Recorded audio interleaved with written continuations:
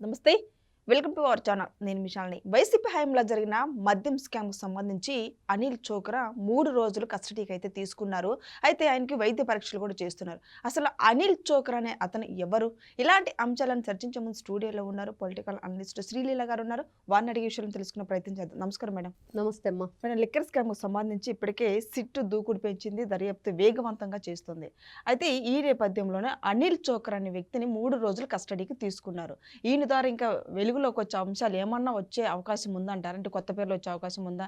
లేకుంటే big boss పేరు చెప్పే అవకాశం ఉందంటారా? ఏమంటారు మేడం? బిగ్ బాస్ పేరు చెప్పడు కానీ అనిల్ చోక్రా ఈ కేసులో అసలు ఎలా వచ్చాడు ఏంటి అంటే, ఇతను ముంబైలో ఏదో బిజినెస్ చేస్తూ ఉన్న వ్యక్తి. ఈ మద్యం కుంభకోణంలోకి ఇతను ఏ విధంగా ఇన్వాల్వ్ అయ్యాడు, మరి ఇతను ఎలాంటి కార్యక్రమాలు దీంట్లో కొనసాగించాడు. ముఖ్యంగా ఇతను చేసింది ఏంటంటే, ఈ డొల్ల కంపెనీలు సృష్టించడం, అట్లోకి ఈ బ్లాక్ మనీ వేసి వైట్గా మార్చి మళ్ళీ ఈ లిక్కర్ డాన్ల దగ్గరకు పంపించడం. అంటే వీళ్ళు ఏ విధంగా ఎవరిని కూడా వదిలిపెట్టలేదు.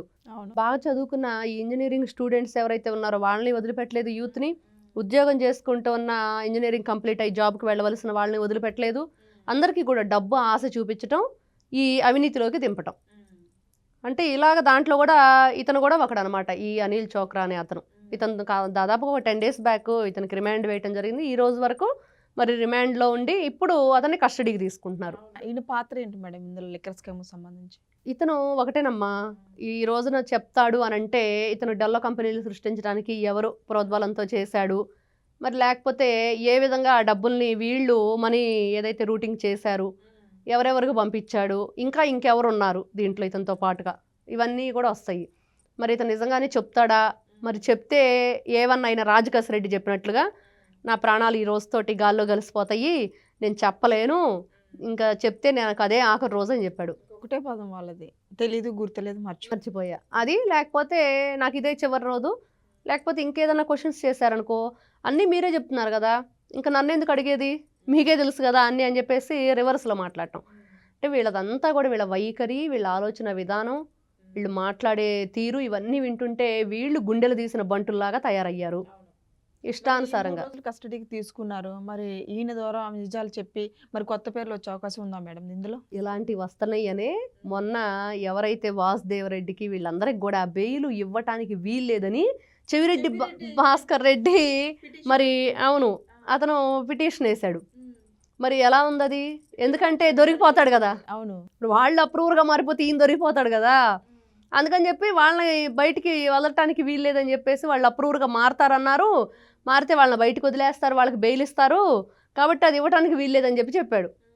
అంటే అసలు ఎలా ఉంది అసలు ఇది? ఒక ఏదైతే ఈ న్యాయ చరిత్రలోనే ఇంతవరకు కూడా న్యాయమూర్తులు కూడా ఎప్పుడు చూడని పిటిషన్ అనమాట. చాలా ఆసక్తికరంగా ఆ రోజున ఆ పిటిషన్ గురించి వాళ్ళు చర్చించటం, దాని గురించి కొన్ని క్వశ్చన్స్ రైజ్ చేయటం, దానికి చెవిరెడ్డి భాస్కర్ రెడ్డి లాయర్ ఇంకొన్ని వివరణ ఇవ్వటం. మరి పూర్తిగా దీని గురించి మాకు కూడా సరిగ్గా అవగాహన అంటూ లేదు. పూర్తి అవగాహన వచ్చాక అవన్నీ తెలుసుకొని మీకు దీని గురించి మళ్ళీ మేము ఆ పిటిషన్కి సంబంధించి మిగతా విషయాలు చెప్తాము, ఆ తీర్పు అనేదని న్యాయమూర్తి చెప్పటం. అంటే దొంగలు వీళ్ళంతా కూడా ఎట్లాంటి గజ దొంగలో చూడాలి. చివరి కామెడీ పీస్ అయిపోయాడు చెవిరెడ్డి భాస్కర్ రెడ్డి. అంటే వీళ్ళు ఒక స్టేజ్కి వచ్చాక మంచి మర్యాద, చెడు ఏది కూడా ఎక్కడా కూడా ఇదిగో ఇది చేయొచ్చా చేయకూడదా మేము దొంగలం అని చెప్పి ఒప్పేసుకున్నాడు చెవిరెడ్డి భాస్కర్ రెడ్డి ఇక్కడ. అంతకుముందు ఏం చేశాడు, ఈ మద్యం కుంభకోణంలో బ్యాక్ పెయిన్ అన్నాడు. తర్వాత అసలు ఈ సిట్ అధికారుల మీద వీరంగం వేశాడు. ఒక్కొక్కరి సంగతి చెప్తాను, మీ సిట్ ఆఫీస్ ముందు నేను ఇల్లు తీసుకొని మీ అంతు తేలుస్తానన్నాడు.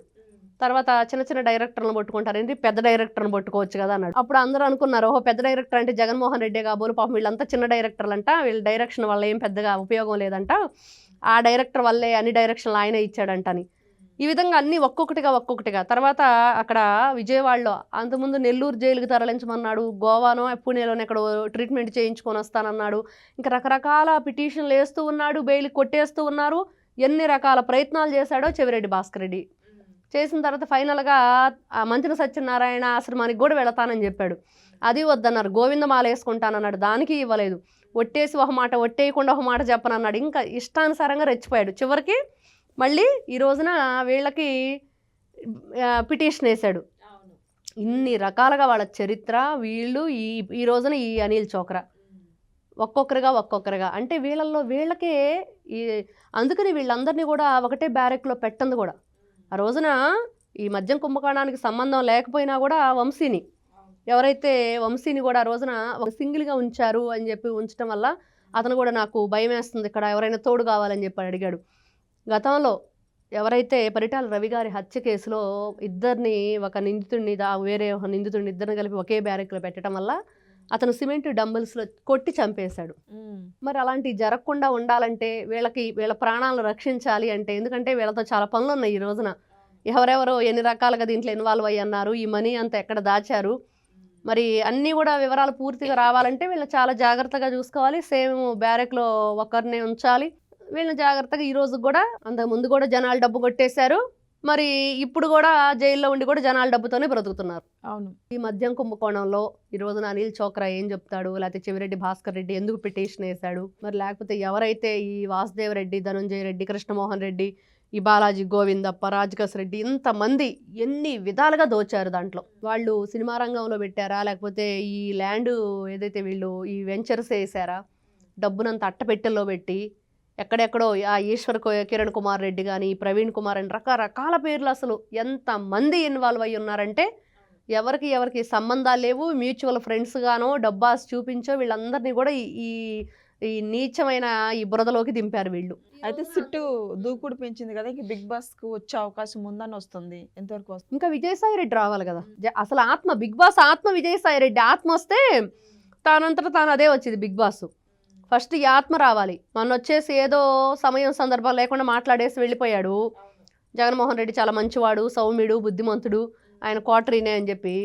సరే, నువ్వు ఏ విధంగా మాట్లాడినా ఆయన కూడా ఆ రోజున ఇక్కడ విజయసాయి రెడ్డి గురించి ఎందుకు చెప్పుకోవాలి అంటే, పురంధరేశ్వరి గారు గతంలో ఇదిగో ఇట్లా మద్యం కుంభకోణం జరుగుతుంది, ఏదో మరి మద్యం కూడా నాణ్యమైంది అందించట్లేదు ప్రజలకు అని చెప్పినప్పుడు, మరి ఆయన ప్రెస్ మీట్ పెట్టి బహిరంగంగా ఒక మహిళని కూడా చూడకుండా నాకైతే మందు దాగి అలవాటే లేదు, ఆమెకైతే ఉందేమో అని చెప్పి మాట్లాడాడు విజయసాయి రెడ్డి. అంటే మద్యం గురించి మాట్లాడాలంటే మందే తాగాల మహిళలు, లేకపోతే మాట్లాడేది లేదా దాని గురించి? విజయసాయి రెడ్డి అన్న మాటలు ఆ రోజున మరి ఈ వ్యక్తిని ఎందుకు పోలీసులు ఇంకా వదిలేసి ఊరుకున్నారు? అప్రూవర్గా మరి ఏం ఉద్ధరించాడు ఆయన? మారానంటే అప్రూవర్గా మారిన ఈ వ్యక్తి ఏం చెప్తున్నాడు నిజాలు అది కూడా బయటకు తెలియాలి కదా.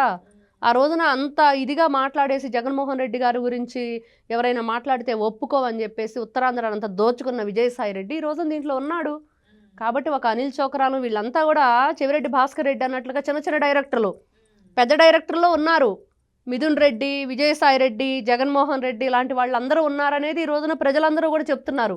వాళ్ళని తీసుకురండి, వాళ్ళని ఈడ్చుకొచ్చి చొక్కా పట్టుకొని నిలబెట్టండి బోన్లో, అసలు విషయాలు వాటంతట అవే వస్తాయి అనేది. కాబట్టి అనిల్ చోక్రా ఏదో చిన్న చిన్న అతనితో ఎవరైతే ఇన్వాల్వ్ అయ్యి ఉన్నారో వాళ్ళ పేర్లు చెప్తాడు కానీ అసలు పాత్రధారి సూత్రధారి అనే పేరు అప్పుడే రాదు.